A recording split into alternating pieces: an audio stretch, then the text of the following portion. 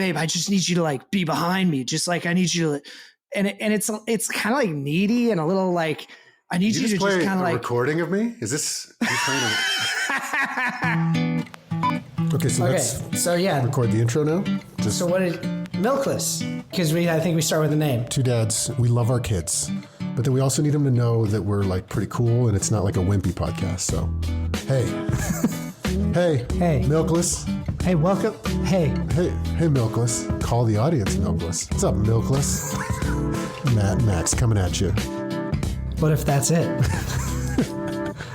That's our first take. All right, Matt, today we're doing another When Equals Now so the listeners can hear how hard I have a time talking without you editing. You make me sound smart time after every time. So, without the editing, uncut, raw, Matt, tell us what's going on in your life, right now. What do you got? You got another one for me? Well, yeah, I got it. This is probably the most embarrassing thing that I'll ever admit on this podcast. Oh, so we both been, it's summer. We've both been traveling. Yep. You went a couple places. We went to see family in Colorado. We kind of, gave ourselves a little bit of a vacation. Mm-hmm. You were out of cell service. Yeah. And after about a week, I realized something deeply humiliating, which is that I missed you. Oh, it's the worst. It's the fucking worst. Yeah, I'm super pissed about it. But it led me to think about like what, I've got like, I was with family, I was with my kids, I was with my wife, but there's something that you get from your friends that is just different from that. And it made me start thinking about like what that is and why friendships in general. And also like the friendship that I have with you is so important to me. Yeah. Wow. I just got to wipe the tear from my duct really quickly, but yeah, no, that's awesome. I felt similarly, like, cause we normally talk every day about Milkless, new episodes, research, stuff like that. But also about our fucking problems and our lives and the things we're excited about, all of it. Yeah. And what's interesting about our friendship is that because of the show, we talk about other things now deeper that you don't normally share with other people. And the other thing is like guys in particular, I feel like women do this way better. They have their girlfriends, they go out to mimosas or not, just they go for a walk and they like spill the tea or whatever about their life, about what's going on with them.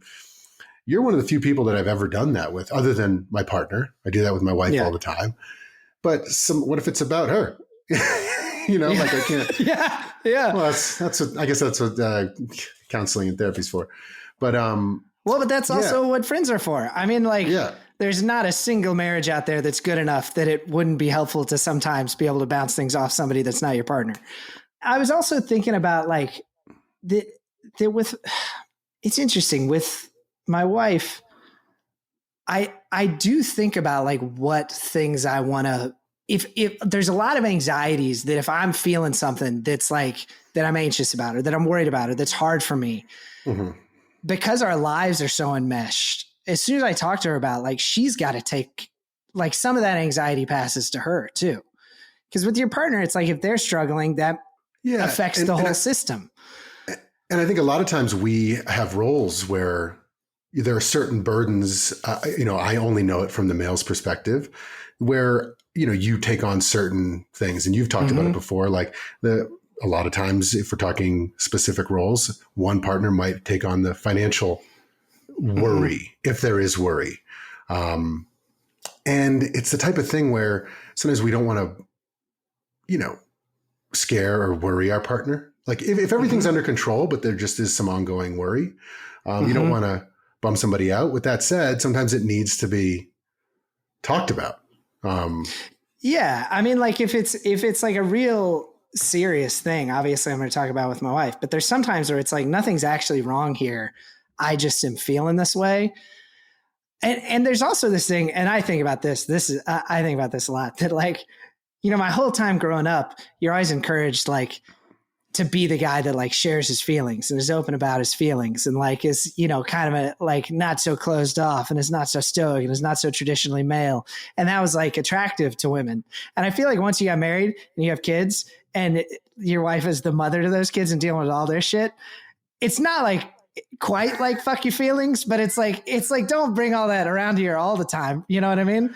Especially with young kids, because I feel like on the whole, the mom is doing usually more, not all the time. We know situations where the husband does more, but usually the woman does a little more or a lot more or everything with respect to the kids. And so if like the husband's having a hard time, it's kind of like, oh man, like what a fucking softy, what a fucking weak dude. Your wife is fucking carrying the team and you're whatever. With that said, this is where like, because that muscle is not developed, something we've talked about on the spousal scorekeeping episode, like our kids have been on and off, you know, we've been traveling, a little bit of jet lag, a little bit of sickness. Not last night, the night before, I got up like 4 times for more than 20 minutes a time. I ended up sleeping in a different kid's bed because of the bug bites hurt, or one had a hurt foot. I'm rubbing a foot for like 30 minutes in the middle of the night. Nobody celebrates me. Where's my fucking trophy for that? You know what I mean? Yeah.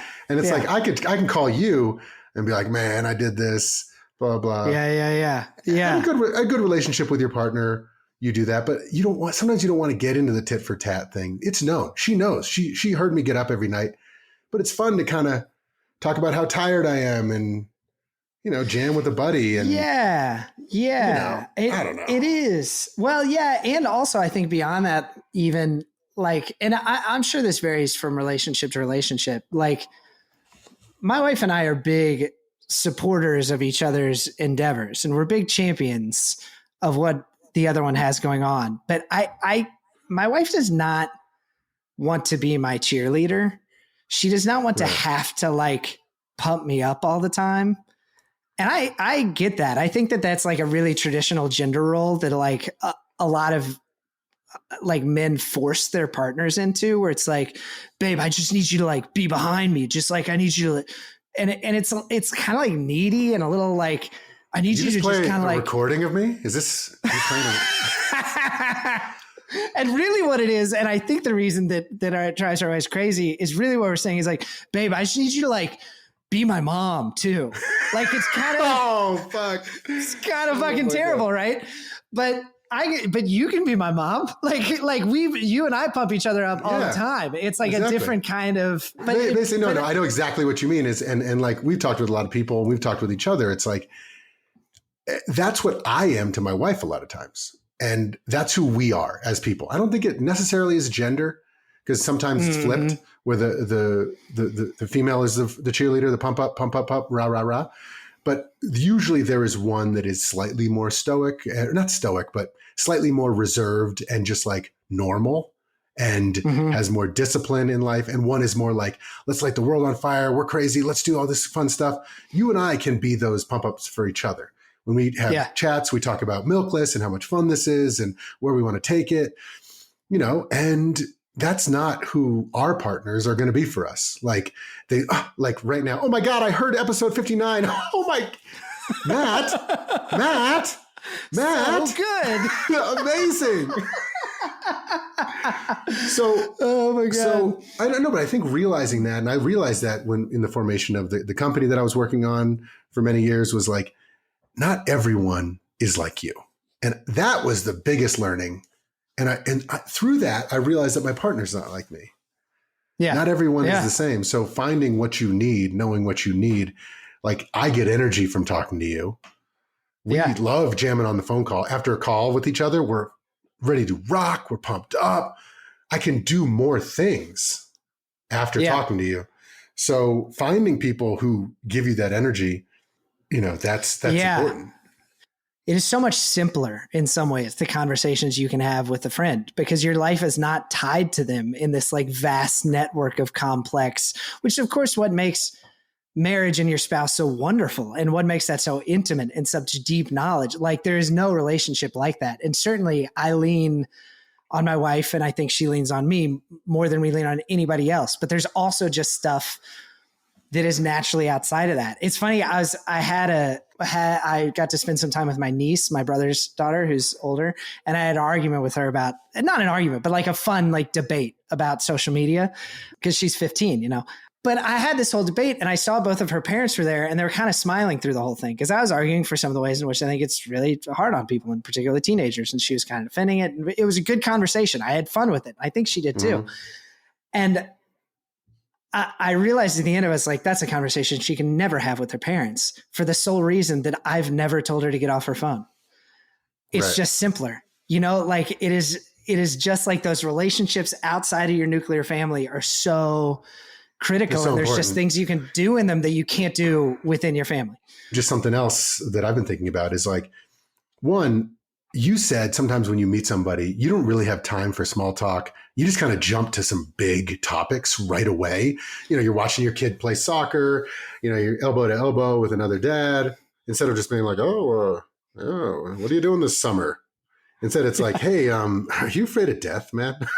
That is my go-to. Not that aggressive, but I like getting into really aggressive topics really quick. You can also judge to see, is this a really introspective thinker? Do they like jamming on this? And this is if that's what you like to do. My wife would not like to do this. She actually prefers to keep it a little more basic and just like, yo, I don't have the mental energy to talk about my mortality at a fucking soccer practice. Shut the fuck up. If you do, go for it. So that's the one thing, your topic. But the second thing is almost like if you let people know what's up, that you are down to clown and like talk about deep shit, then say, oh, here's another person. For example, our friends, which you've met, you know them, Dave, Danny, Josh, like all these guys have listened to most, if not all the episodes. So they have a common thread to pull on when we are out for beers. You went out for beers with us and we it's like, we're right in there talking about deep topics about parenting, about our lives, about how fucking hard it is. Because I think that when you go deep, like the things that we've shared with each other on the program, but even some of the stuff we've shared off the program, it's like, now I know, we can talk about that crazy shit or this crazy shit. Yeah. It creates a safe space where, especially for dudes who don't have that, but I think a lot of women maybe don't have that type of friendship with some of their lady friends, like get those deeper connections. They just kind of like close. I mean, I think like that, and actually I just started working on the third Violet Archer book, and this is kind of like in the beginning, because a big theme of the third Violet Archer book is going to be the secrets we keep from each other. And that that the secrets we keep from each other open up this empty space between us and other people. And that like the more forthright you can be, the more you can close that. But yeah, I think maybe all this is just going to end up being a big old PSA for friendship, but it's important. And I think that like it can feel awkward to be the one that like extends the first, not olive branch, but like that is maybe a little bit vulnerable first because it's vulnerable to even say like, I want to hang out. I'd like to spend time with you. That's like that's so humiliating to say. Another way to do it. But another way to do it. We brought it up on the Dan Koch episode, but we did a mountain bike trip where we went down to Moab. We got a hotel. We rode both days. It was amazing. We drank beers, we rode, but we called it a men's retreat. And just by like jokingly, ironically using the word dude in 7th grade, then I just started saying dude forever. Like we are ironically called it a men's retreat. And then weirdly, we're like, someone would make a joke on the 4.5 hour drive down, like, well, it's a men's retreat. So anyone got anything they need to unpack? and then we just be like, I got fucking something. And it'd just be like a when equals now episode of someone sharing something that's really hard in their life. And it was like, just by like jokingly calling our mountain bike trip a men's retreat, it turned into a men's retreat. Yeah. And people want to do it, man. Like people are, I mean, not everybody, there's some people who built some pretty big walls around themselves, but generally speaking, I think like people are hungry for this stuff. I think a lot of people are feeling lonely, and that being the first one to extend that little bit of vulnerability, I think you'll find that comes back pretty strong. So yeah, go get it. This episode of Milkweed is brought to you by Violet Archer in the case of the Purple Martin. Thank you. Bye.